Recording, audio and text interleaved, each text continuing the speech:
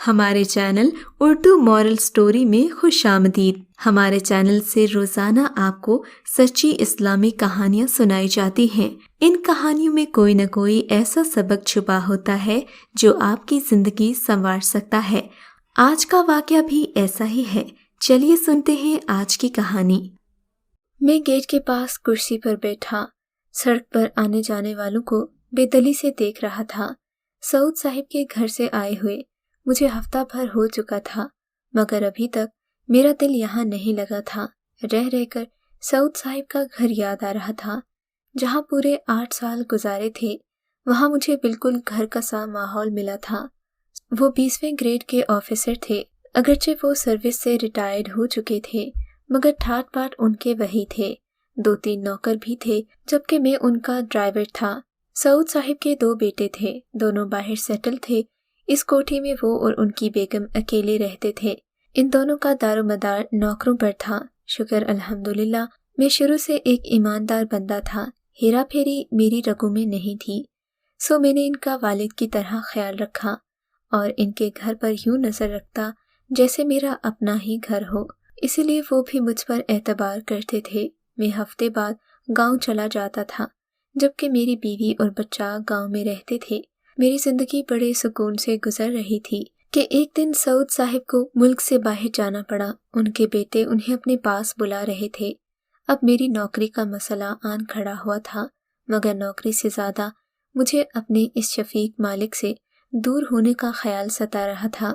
انہوں نے بڑی سوچ بچار کے بعد مجھے ایک اور جگہ ڈرائیور رکھوا دیا۔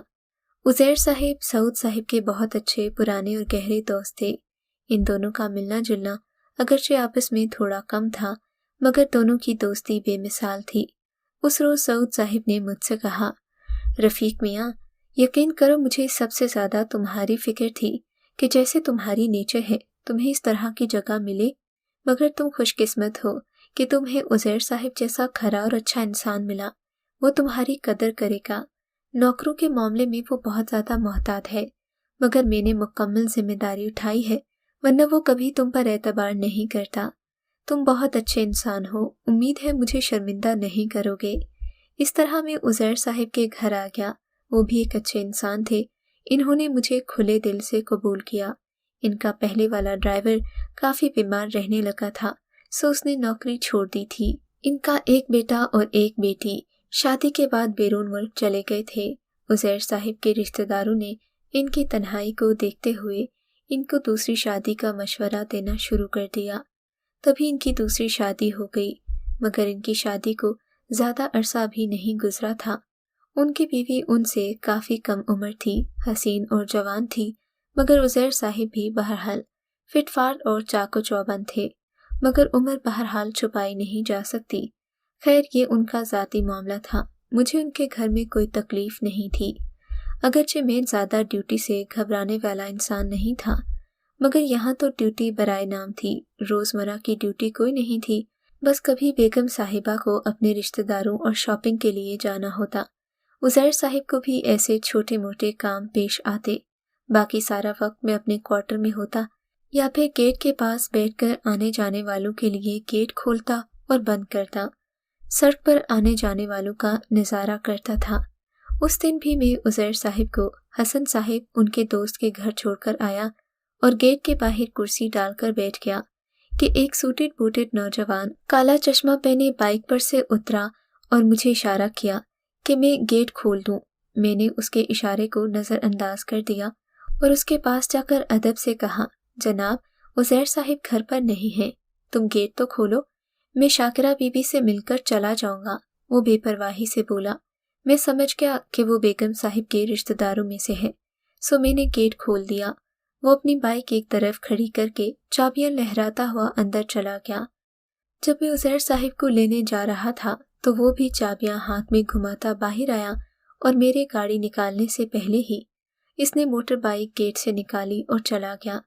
یہ پہلی بار تھی، سو میں یہ بھول بھال گیا، مگر پھر یہ سلسلہ چل نکلا۔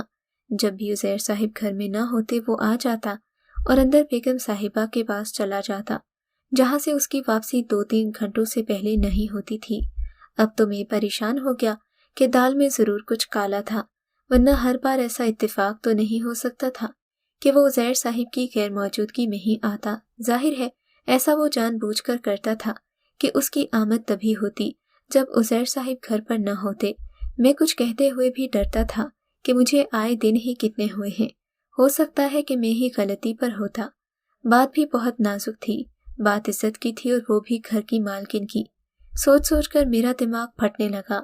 میں ان لوگوں میں سے نہیں تھا جو اس سوچ کے ساتھ ہوتے ہیں کہ ہماری نوکری سلامت رہے، باقی جو ہوتا ہے ہمیں کیا۔ مجھے صرف نوکری نہیں کرنی تھی، نمک کا حق ادا کرنا تھا، مگر کیسے ادا کروں؟ جب بات سمجھ سے باہر ہونے لگی تو میں نے سوچا کیوں نہ میں دادا سے بات کروں، آخر وہ اس گھر کا پرانا نمک خور ہے۔ عزیر صاحب اس پر اعتبار بھی کرتے تھے، دوسرا وہ مالکوں کے ساتھ ساتھ اس گھر کے نوکروں کا خیال رکھتا تھا۔ میرے ساتھ اس کا رویہ مشفقانہ تھا، میرے کھانے پینے کا وہ خاص خیال رکھتا تھا اور یہاں کا خاص خان سما تھا۔ میں چائے پینے کے بہانے اس کے پاس پہنچا تو میری جھجک کو دیکھ کر وہ خود ہی معاملہ بھانپ گیا۔ بیٹھو، ابھی 2 منٹ میں چائے تیار ہو جاتی ہے۔ میں کچن میں رکھی چھوٹی میز کے آگے سے کرسی کھینچ کر دادا کے قریب بیٹھ گیا۔ ہاں بتاؤ کیا بات ہے، بڑے پریشان لگ رہے ہو۔ تم نے صحیح اندازہ لگایا، آج کل میں بہت پریشان ہوں، میں نے کہا۔ پر کیوں؟ اس نے چونک کر میری طرف دیکھا۔ کیا گھر کی طرف سے کوئی پریشانی ہے؟ نہیں دادا، میں نے ٹھنڈی آہ بھری۔ گھر کی طرف سے کوئی پریشانی نہیں، میری پریشانی کا تعلق یہاں سے ہے۔ ارے، وہ چونک کر بولا، مگر بظاہر تو یہاں کوئی پریشانی نہیں ہے، سب ٹھیک ہے، مجھے کھل کر بتاؤ بات کیا ہے۔ وہ پوری طرح میری طرف متوجہ ہو گیا۔ میں نے کوئی لگی لپٹی نہیں رکھی، ساری بات کھول کر اس کے سامنے رکھ دی اور آخر میں کہنے لگا، دادا، اگر ہم اس گھر کا نمک کھاتے ہیں تو ہماری ذمہ داری بنتی ہے کہ اس گھر کی حرمت کی حفاظت کرے۔ آخر یہ جوان جہاں شخص 2 3 گھنٹے زنانہ خانے میں کیوں گزارتا ہے؟ یہ عزیر صاحب کے وقت گھر پر کیوں نہیں آتا جب وہ خود گھر پر موجود ہوتے ہیں؟ رفیق، میرا خیال ہے ہمیں ان بھول بھلائیوں میں نہیں بھٹکنا چاہیے، دھیمی آواز میں دادا نے کہنا شروع کیا۔ ہم چھوٹے لوگ، بڑے لوگوں کی دنیا الگ ہوتی ہے جس میں کوئی بات معیوب نہیں سمجھی جاتی۔ اگر ہم اس میں دخل اندازی کریں گے تو ان کا کچھ نہیں بگاڑ سکیں گے، خود ہی ان کی زد میں آ جائیں گے۔ تم سمجھ رہے ہو نا میری بات؟ وہ ہانڈی میں چمچہ مارتے ہوئے بولا۔ سمجھ تو رہا ہوں دادا، مگر میرا دل نہیں مان رہا۔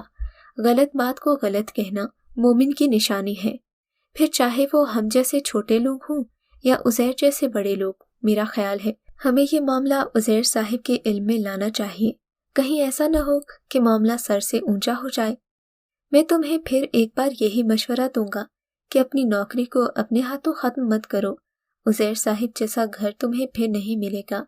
یوں سمجھ لو کہ یہاں تم دیکھ سکتے ہو نہ سن سکتے ہو، دادا نے کہا۔ نہیں دادا، میں نے خالی کپ سنک میں دھوتے ہوئے کہا، میں نوکری کا چھوٹ جانا برداشت کر سکتا ہوں، مگر ضمیر کی چبھن میں نہیں برداشت کرتا۔ میں یہ معاملہ عزیر صاحب کے علم میں ضرور لاؤں گا۔ یہ کہہ کر میں کچن سے باہر نکل آیا، مگر دادا کی باتوں سے سچ مچ مجھے بہت مایوسی ہوئی تھی۔ وہ اس گھر کا پرانا ملازم تھا، عزیر صاحب اس پر اندھا اعتبار کرتے تھے۔ یہ معاملہ سب سے پہلے اسے اٹھانا چاہیے تھا، مگر وہ تو مجھے بھی منع کر رہا تھا۔ دادا نے مجھے مایوس کر دیا تھا، مگر میرے دل میں بار بار میرا ضمیر مجھے ملامت کر رہا تھا کہ میں یہ بات ضرور بڑے صاحب کے علم میں لاؤں۔ خیر چند دن یوں ہی گزر گئے۔ اس دن جب میں عزیر صاحب کو محسن صاحب کے گھر سے لینے گیا تو میں نے اپنے دل میں ارادہ کر لیا کہ آج عزیر صاحب سے بات ضرور کروں گا۔ جیسے ہی وہ گاڑی میں بیٹھے میں نے بات کی ابتدا کی۔ صاحب جی، مجھے آپ سے بات کرنی ہے۔ ہاں ہاں بولو۔ ان کا موڈ خوشگوار تھا، وہ خوش دلی سے بولے۔ میں ابھی صحیح الفاظ جمع کر ہی رہا تھا کہ وہ دوبارہ بولے، یار اب بول بھی لو، کیا پیسوں کی ضرورت ہے؟ جی نہیں، مجھے پیسوں کی ضرورت نہیں، میں نے جلدی سے کہا۔ پھر کیا بات ہے؟ وہ قدرے ٹھٹک کر بولے۔ وہ جی دراصل، میں نے بات شروع کی اور بلا کم و کاست ساری بات کہہ ڈالی۔ آخر میں سنجیدگی سے کہنے لگا، صاحب جی، میں اس گھر کا نمک کھاتا ہوں اور میں نمک سے غداری کرنے والا بندہ نہیں۔ اگر آپ مجھے اس جرات پر نوکری سے نکال دیں گے تو آپ کی مرضی ہے، میں یہ نقصان تو برداشت کر سکتا ہوں، مگر اپنے ضمیر کی چبھن برداشت نہیں کر سکتا۔ ساری باتیں ختم کر کے میں لمبی لمبی سانسیں لینے لگا۔ عزیر صاحب خاموش تھے، ان کے سپار چہرے سے کوئی اندازہ لگانے سے میں قاصر تھا۔ میں گھر آ گیا، گاڑی گیٹ کے اندر تک لے گیا۔ عزیر صاحب گاڑی سے اترے، چھوٹے چھوٹے قدم اٹھاتے اندر چلے گئے۔ جاتے ہوئے انہوں نے نظر بھر کر مجھے نہیں دیکھا، شاید انہیں مجھ سے اتنی بڑی جرأت کا اندازہ نہیں تھا۔ میں اپنے کوارٹر میں آ گیا۔ اس دن میں نے کھانا بھی نہیں کھایا، خاصا ڈسٹرب تھا۔ مجھے یقین تھا کہ یہ میرا اس کوٹھی میں آخری دن ہے۔ 2-3 دنوں سے میں سویا نہیں تھا، میرا ضمیر مطمئن تھا، مگر پھر بھی مجھے عزیر صاحب کے رویے سے تکلیف ہو رہی تھی۔ خیر، میں اس دن سویا کہ تھوڑی دیر کے بعد میرا دروازہ کسی نے دھڑ دھڑ بجانا شروع کر دیا۔ میں ہڑبڑا کر اٹھ بیٹھا۔ ارے رفیق، کب سے تجھے پکار رہا ہوں، تو گھوڑے گدھے بیچ کر سو رہا ہے؟ چل، بڑے صاحب لان میں بیٹھے تجھے بلا رہے ہیں۔ وہ مجھے بیدار دیکھ کر بولا، بغیر میری بات سنے چل دیا۔ میرا دل زور زور سے دھڑک رہا تھا، سردی میں بھی ماتھے پر پسینے آ رہے تھے۔ جلدی سے واش روم میں گھسا، منہ پر پانی کے چھینٹے ڈالے اور مرے مرے قدموں سے کوٹھی کے لان کی طرف آ گیا۔ وسیع و عریض لان کے ایک کونے میں صاحب لوگ بیٹھا کرتے تھے۔ یہ سرخ گلابوں کا جھنڈ تھا جو بڑا خوشنما لگتا تھا، مگر وہاں بیٹھے افراد کو دیکھ کر مجھے زوردار قسم کا جھٹکا لگا۔ وہاں میری توقع کے خلاف نہ صرف عزیر صاحب بلکہ بیگم صاحبہ بھی بیٹھی تھیں۔ جس بندے کو دیکھ کر مجھے زوردار دھچکا لگا تھا وہ وہی بائک والا نوجوان تھا۔ میرا سر گھومنے لگا، گویا عزیر صاحب نے میری بے عزتی کروانے کا پورا انتظام کر رکھا تھا۔ میں لڑکھڑاتے قدموں سے ان کے پاس کھڑا ہو گیا اور دھیمی آواز میں سلام کر کے سر جھکا کر کھڑا ہو گیا۔ مجھے دیکھ کر عزیر صاحب نے اپنا گلا صاف کیا۔ اس دوران دادا چائے لے کر آ گیا، برتن میز پر رکھنے لگا۔ عزیر صاحب بولے، رفیق میاں، اگرچہ سعود نے تمہاری ایمانداری اور تمہاری سچائی اور اچھی عادت کی بہت تعریف کی تھی، مگر چونکہ تم میرے لیے غیر تھے اس لیے میں سعود کے کہنے پر یقین نہیں کر سکتا تھا۔ ویسے بھی ایک محتاط شخص ہوں، جس بندے کو گھر میں رکھتا ہوں میں ٹھونک بچا کر اپنی تسلی کرتا ہوں، کیونکہ میں سمجھتا ہوں گھر کے ملازمین آپ کے ساتھ اچھا بھی کر سکتے ہیں اور برا بھی۔ اسی وجہ سے میں نے تمہارا چھوٹا سا امتحان لیا۔ مجھے خوشی ہے کہ تم اس امتحان میں پورے اترے۔ انہوں نے مسکرا کر دادا کا بڑھایا ہوا چائے کا کپ تھام لیا۔ میں منہ پھاڑے حیرت سے انہیں دیکھ رہا تھا۔ کیسا امتحان؟ میرے کپکپاتے ہونٹوں سے نکلا۔ سمجھاتا ہوں، انہوں نے چائے کا کپ ہونٹوں سے لگاتے ہوئے کہا۔ دراصل جب میں نے یہ پلان بنایا تو اس کی سب سے بڑی مخالف شاکرہ تھی۔ وہ بیگم صاحبہ کی طرف دیکھتے ہوئے بولے، اور دوسرے نمبر پر اسفند تھے۔ انہوں نے بائک والے نوجوان کی طرف دیکھتے ہوئے کہا، مگر میرے ذہن میں اور کوئی ایسا پلان تھا نہیں جس سے تمہاری ایمانداری اور سچائی مجھ پر عیاں ہوتی۔ سب سے بڑھ کر یہ کہ تم میرے گھر کی عزت کی حفاظت کر سکتے ہو یا نہیں۔ تم جانتے ہو یہ نہ صرف شاکرہ کا کزن ہے بلکہ اس کا دودھ سے ایک بھائی بھی ہے، دونوں نے ایک ہی ماں کا دودھ پیا ہے۔ میں حیران پریشان منہ پھاڑے عزیر صاحب کی باتیں سن رہا تھا۔ کہہ رہے تھے، میں نے تو دونوں کو بڑی مشکل سے راضی کیا تھا کہ اس پلان میں میرا ساتھ دیں، اور سچ کہہ رہا ہوں بھائی جان۔ نوجوان بیچ میں بول پڑا، شاکرہ سے مل کر میں لائبریری میں بیٹھ جاتا، 2-3 گھنٹے مطالعہ کرتا۔ میں نے آپ کی لائبریری کی ساری کتابیں چاٹ لی ہیں، اتنا مطالعہ تو میں نے کبھی نہیں کیا، اور میں چائے اور کافی بنا بنا کر جو لائبریری پہنچاتا تھا اس کا آپ کوئی ذکر نہیں کریں گے؟ دادا بسکٹ کی پلیٹ سب کے آگے کرتے ہوئے ہنس کر کہہ رہا تھا۔ میری تو سٹی گم ہونے لگی۔ تو کیا دادا بھی؟ میں حیرت سے جملہ پورا نہیں کر پایا۔ ہاں، عزیر صاحب مسکرا کر بولے، اور جب تم نے دادا سے بات کی تو دادا نے مجھے رپورٹ دی۔ اس نے تمہیں وہی کہا تھا جو اسے پہلے سے میں نے سمجھایا تھا۔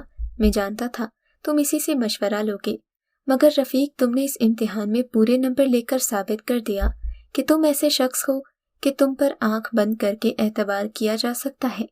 اسی لیے آج سے تم اس گھر کے اہم ترین فرد رہو گے۔